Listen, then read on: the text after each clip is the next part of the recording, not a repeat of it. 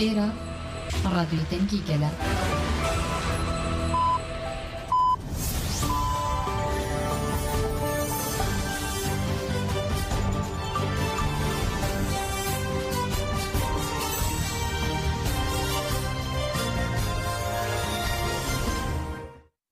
Kana Radyo Denge gelden başkodarın hecayru çare tabakı 2024 şemili Brüksel saat 13 amede çarde. Emin uçendina var ujede peşgeç bikin demdem azadi reber apoye.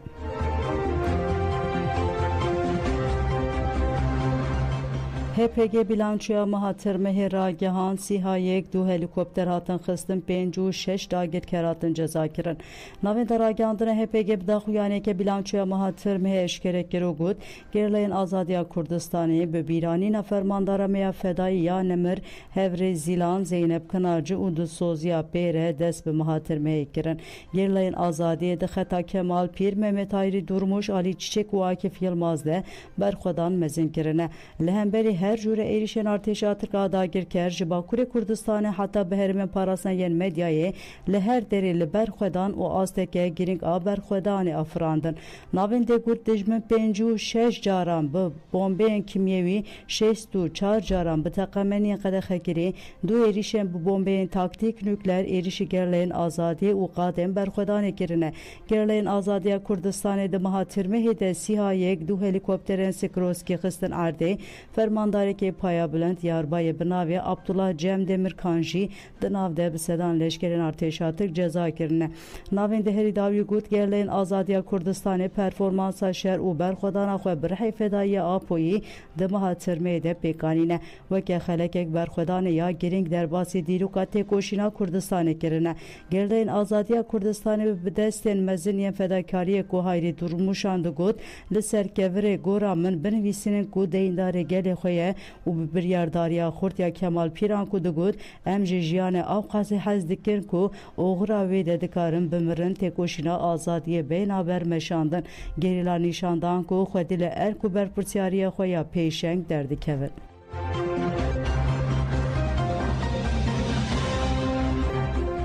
HPG daxuyaniye de hurgülüyen bilançoya u şer jibi berfrehi eşkerekir liguri ve erişen bu balafren şer sese düşülü pencaran erişen bu helikopteran pencu ducaran erişen bu bombayı taktik nükleer ducaran erişen bu takameni kadakiri 6-4 caran erişen bu droneyen bomba barkeri yek cari erişen bu çeken kimyevi pencu 6 caran dışarıda yazdı gerilajı şehit bune gerilayan dıtırmehede disedu penç çalakele dar 27 جوان جهوا 177 جبهجاهی و پیکاتیه ده چالاکن گرلا ده دو جوان پایا بلند 56 داگیر کراتن جزا کرن 46 داگیر کر بریندار بونه یک سیها اکسونگور یک دو هلیکوپترن سیکروسکی 6 وسایتن زرخیین به تیپا کرپی وسایت کلشگری زرخی دو وینچ دو کامیون دو جبلخانه و تقمنی 6 درونه بمب بارکری کوnteynerek 15 kamerayın mobese, 12 çeper, 7 bombe avejek u projektöre katiyim hakire.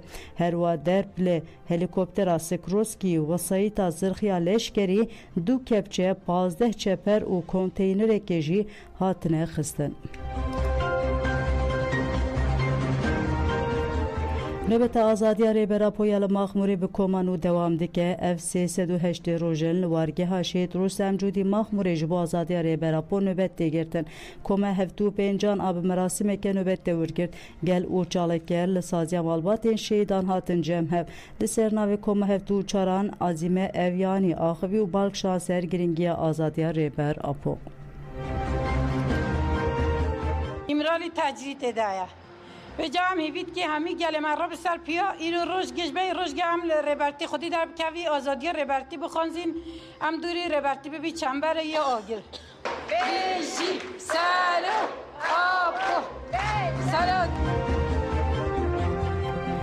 ولی اروپا نابرا پین شش هفته طبقه چالاکی رونشتنه پیک به کنگره جواکا دموکراتیکا کردستانیان اروپا درباره تجدید کنار ریبرا پوده داخویان یک دا که جده که اروپا دا زانین اف 25 سالن ریبرا پود تجدید گیری اوها گود سی پی تی و کنسوی اروپای آگاهی انخوی تکیلداری روشال ایمرالی او سدام آستین کرنا هفدیتنا بریبر اپوره اشکره ناکن سیستما تجدید 25 سالن دوام دکه اف 4 سالن آگاهی ریبرا پونای گرتن هفدیتنا مالبات و پرزیران تی آستین کرن اف روش نای قبول کرن لی ایمرالی برخودان یک مزن هیه او برخودان هم لهمبری هیزن کمپلوگر هم جی لهمبری سیستما قرکرنه یا دولتا ترکه گله کورت رژیم و سیستما işkence ya imrali revan nabine u kabul nake jibu xisna maskeye li ber rûyê dewleta Tirka qirker têkoşîname bi biryardarî dewam dike di serê de CPT û Konseyê Ewropayê ji bo zexle saziyên pêwendîdar bêne kirin ku helwestê li hemberî têcîdê nîşan bidin têkoşîname dewam dike ji bo wê jî li Ewropa Ingîlistan Kanada û Avustralyayê gelê Kurd tevî dostên xwe 5-6 heftê tabaqê dest bi çalakiyên rûniştinê dike em bank li gelê xwe dostên xwe jin ciwan ixtiyar zarokan dikin ku bi rengekê çalak beşdar bibin.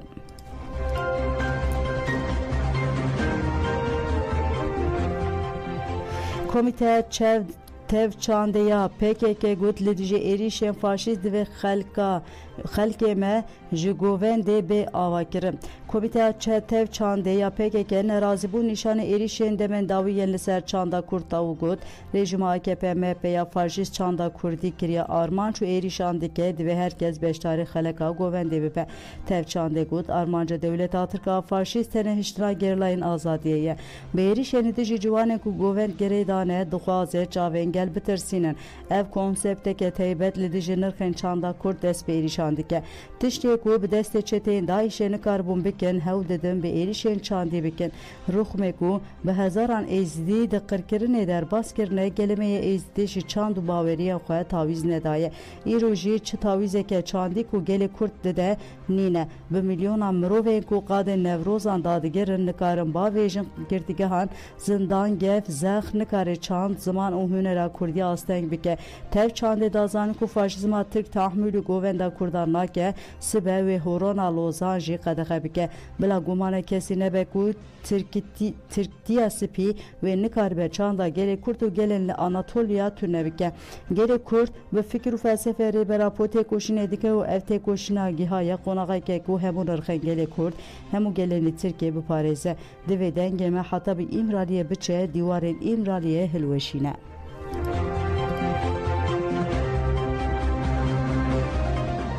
HPG nasnameye şehideke eşkerek girna vendara gandına HPG tekildayı gerlayke şehit daxuyaniyek davugut devleta Tirka dagir kerle hemberi berxodana destaniya gerlayın apoyi tekdiçe. Jibuku tekçuna xwe ve şere u encame bigire her cure sücere dijimurvaniye dike. Gerlayın azadiya Kurdistan'e bisaya taktiken xweyen demek u fedakariyeke mezin u afrineriye bicihtinin derben giralla dagir kerandıxın u kirin ku dagir ker gelek undahi yan bidin. Navende gut hevre gerla çiçek şia Ahmet lehengiyek destani û fedakariyek dîrokî de eyniya herî pêşrelî dijî hêzên dagirker têkoşînê kir. Hevrê gerîla çiçek bi sekna jina azad bi wêrekiyek fedayî de weke mîlîtaneke yêja starê ya mînak mohra xwe li dîroka serdemê da. Hevrê gerîla çiçek şiya Ahmet bi tevlîbûna xwe ya mînak li herêma Mêtîna tevlî gelek çalakiyan bû. Bi sekna xwe ya mînîtanî di xeta PKK û paşkê de li dijî dijmin têkoşînkir û paş de gav ne avet û bû mînak HPG ji malbata şehîd û gelê Kurd re ser sayxwest û nasnamaya şehîd we eşkere kir. Jiyan Opçîn bi nasnav çiçek şiya Ahmet navê dayîk Hayriye navê bav Murat li Amedê ji dayîk bûye di 28 Haziran 2024 de li Mêtîna şehîd bû. Hevrê gerîla çiçek li navçe Ahmet Lîcê di nava malbatek welat Parêz de ji dayîk bû û bi hestên welat Parêzî mezin bû. Bi taybetî di dema lîsê dixwend de hevrê çiçek femkir ku tevgera azadiye giringek mezin de ciwanan û ciwan jî potansiyala şoreşgeriya civaka xwe ne. Hevrê çiçek piştî berxwedana dîrokiya sala 2014 ya li Kobanê kete nava hewdanan û tevlî nava refên gerîla dibû.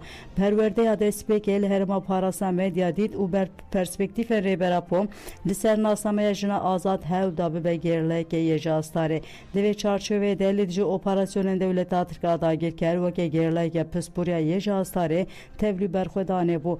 Di 28 Hezirana 2024 de li Herêma Mêtîna de êrişa dijmin de tevlî karwanê Nemirên Kurdistanê bû.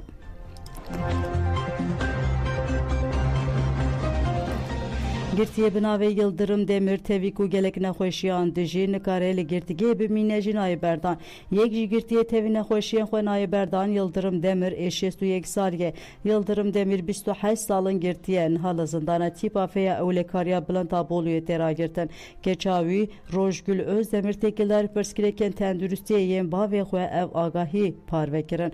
Roviyên wî pirsgirêkên her tim îsal dibe ve dişêre û prostata wî heye. Xwîn ji mejiyê wê tê û pirsgirêkên wî yên ciddî yên pişikê hene. Nikare ji xizmetên pêwîst ên tenduristiyê zûd bigire û dermanên wî nayê dayîn. Rojgul Özdemir dest şankir ku sevkên wî yên ji bo nexweşxanê tên astenkirin û ha dewam kir.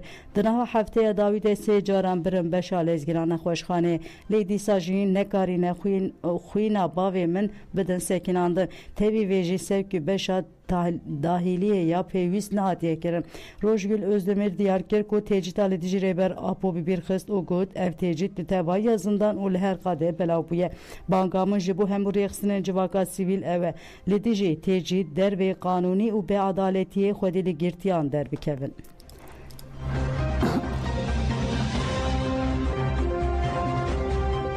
Qurbaniyên komkuja Şengalê li Avustralya, İngîlistan, Almanya û Swîsre hatin mîranên. Li Freyburgê bi pêşengtiya Meclisa Gel a Herêmê û Meclisa Jinê Nûda çalakî pêk hat.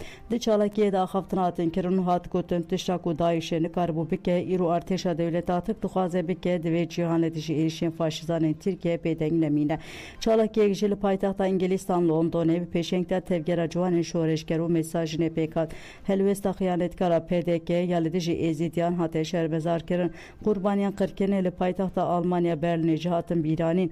Girse li qada Rosa Luxemburg Plaskom bû û dest bi meşê kirin. Berdêka semêjên û jiyan Günay got tevî ku 10 sal di ser qirkirinê de derbas bûn, hîna jî civaka navnê têwî berpirsyarî rana be divê dawî li vê helwesta xwe bîne. Di çalakiyê de endamê kenekê Mecid Haso serokê Komeleya Kore ya Berlinê Natalya Hanji axivî gotin divê sûcên li dijî êzîdiyan û qurbaniyên din hatine kirin neyên ji bîr kirin. Qirkirina xelkê Şengalê li bajarê Lempins ê Almanya li bajarê Zürîh û Swîsre paytexta Fransa Parîsê jî hate şermezar kirin. Di çalakiyê de axaftin hatin kirin û hat gotin divê em têkoşîna li dijî mejiyê tarî bilind bikin. Li Swêd paytexta Stockholmê jî ji bo salvegera dehan a komkuja Şengalê bi pêşengtiya Meclisa Jinê Amara li qada sergel sorgerê çalakî pêk hat. Di çalakiyê de daxuyaniyek hat dayîn qirkirin êrişên dewleta Tirk ên îro û xıyaneta PDK hate şermezar kirin.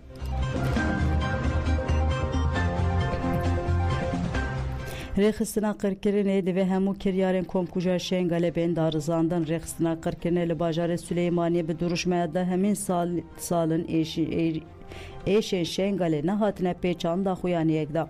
Li ser navê rêxistinê Araz Halîl daxuyanî xwend û got dagirkirina Şengalê bi qirkirina çeteyên Daişê dest pê kir. Piştî têkbirina çeteyan dewleta Tirk êrîş dane dest pê kirin û dixwaze Şengalê dagir bike. Divê raya giştiya cîhanê piştgiriyê xurt bide civaka êzdiya Şengalê. Araz Halîl herî dawî got pêwîst e gorên komiyên li Şengalê werin tespît kirin û vekirin. Ji bo aştî û aramî serwer bibe divê hemû suçdarên tevlî komkuja Şengalê bûne werin darizandin.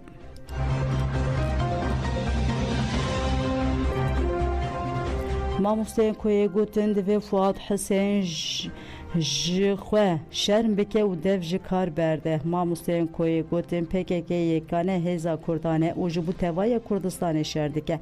Desthilatdarî Herêma Kurdistanê û PDK bûne hevkarên dijmin divê ger rabe ser xwe û li dij dagirkeran têkoşineke xurt bike. Mamoste Hesen Abbas got armanca Tirkiye wijdana Sînûra Osmaniyê ye. Dixwaze Musul û Kerkûkê dagir bike. Dewleta Tirk Başduzanek û PKK yekane hêza Kurdistanê û ji bo rizgariya Kurdistanê Kurdistan teva têkoşînê dike. Divê Wezîrê Karên Derveyê Iraqê Fuad Hüseyin ku Kurd de ji kar berde ji ber ku heyawê ji tunê ku Tirkiye rojane Herêma Kurdistanê bombebaran dike û jiyana li herêmê têk biriye. Divê wezîr ji xwe şerm bike. Mamoste Soran Ahmed jî got tişta me tirsidar ev e ku desthilatdariya Herêma Kurdistanê ya demborî jî bûye hevkarê dagirkeran. Divê herkes ji dagirkeriyê dengê xwe bilind bike û destkevtiyên Kurdan biparêzin. Mamoste Derbas Keyfî jî got divê Kurd teva baş zanibin ku Tirkiye dostê Kurdan nîne. Ev êriş nirx û destkevtiyên hemû Kurdan dike. Tirkiye beşeke mezin ji herême başûrê dagir kiriye. Noxteyên kontrolê jî darîne û welatiyan bêzar dike. Tirkiye dagirkeriya xwe mayînde dike. Avakirina barêgehan tê vê wateyê û divê Kurd li dijî dagirkeriya Tirkiye rabin serpiyan û helwesteke tund nîşan bidin. Mamoste Derbas Keyfî jî hevkariya hêzên Kurd bi dagirkeran re şermezar kir û got tu hêz nikare bi berjewendiyên hizbî û malbatî gel û xaka Kurd biparêze. Divê gel bi xwe rabe serpiyan û têkoşînê bike.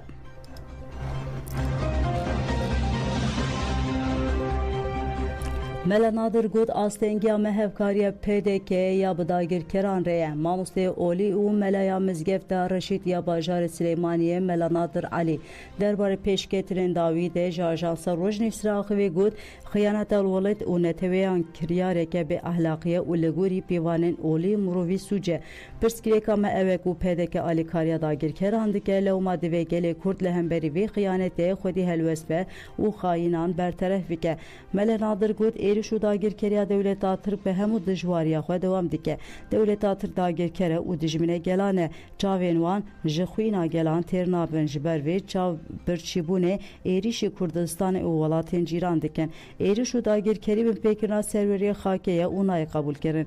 Pêwîst e welatiyên Herêma Kurdistanê demil dest li hemberî dagirkerî û bin pêkirinên Dewleta Tirk rawastin. Dewleta Tirk PKK dike bahane di sed salên borî de PKK nebû lê dagirkerî û êrişan li ser gelê Kurd hebûn. Divê aliyên siyasî û desthilatdariya federal a Iraqê helwesteke ciddî nîşan bidin. Mela Nadir Alî herî dawî got Dewleta Tirka dagirker zilmê li hemû pêkhatiyên Kurdistanê dike. Sînûnên welatan derbas kirine mirovên bêgûne li ser sînûran şehîd dibin zilim lawir dar û xwezaya Kurdistanê dikin. Rojane mal, baxçe û zeviyên gundiyan dişewitînin. Ev jî kiryareke derveyî mirovaniyê ye.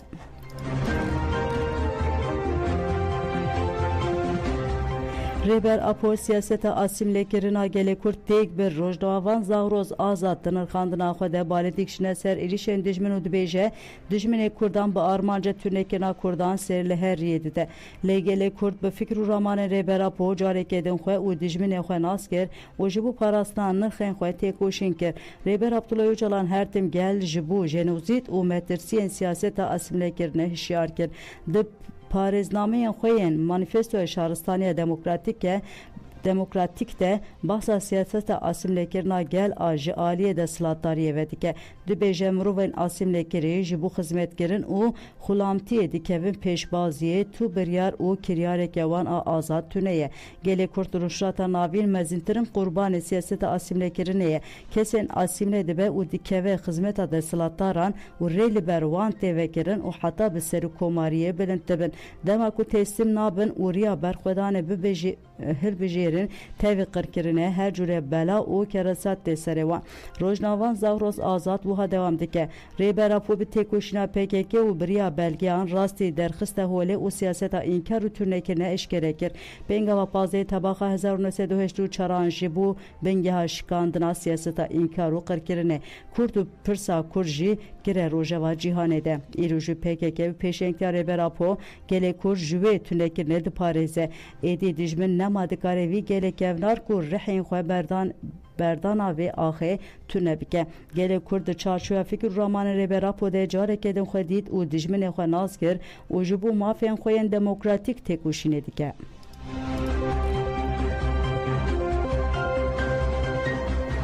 لامده کمخبت اکولوژی تل دارخستن کمل اکولوژی ناوندا کنگره و چانده یا شارداری باجار مزنا آمده کمخبت باجار اکولوژیک لدارخست لگل اکولوژیستان نونر رخصتن جواکا سیویجی تولیبون bu boni adehmi savgera fermana heftu çaran aledici civaka ezdida qayık resat gerten.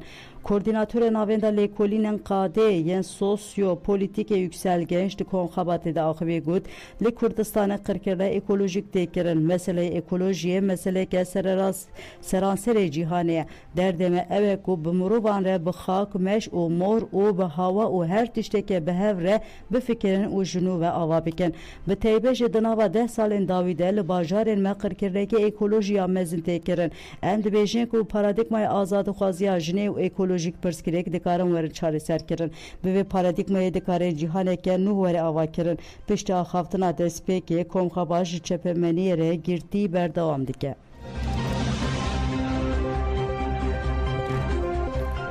Lamede finala turnuva futbolu ya Gülistan Doku hat listin maça finale ya turnuva futbolu Gülistan Dokulıqada şaredariya Şilbe ya Navça Yenişehir'i hat listin finalede timin Azadiya Suriye ve Ahmet Genç hatım beramberi hev. Tim bi pankartên em şoptarên heqetêne û bi meşaleyên derketin qadan. Maç piştî deqayek rêzgirtinê dest pêkir û tîma ciwanan ya Amedê di pêşbirgê de 6-3 bi serket. Piştî merasima xeletan hevseroka giştiya DBP Çiğdem Kılıç Günüçar axiviyê got em ê her tim Gülistan Doku sağ bihêlin û em ê têkoşîna xwe bidomînin. Çiğdem Kılıç Günüçar balkişan ser komkuja êzdiyan ya sê tabaxê ya li Şengalê got di sala 21 de em rastî komkujeke pêhan pahatin ku êzdîne çarman ku ji welatê xwe koç bikin. Ez bi rêzdarî qurbaniyên Şengalê bi bîr tînim û berxwedana civaka êzdî silav dikim. Turnuva bi stranên koma sorjiyan bi dawî bû. Belê godanîja menûçê nîrû pêşkêşkirin ana xatirê we dem baş.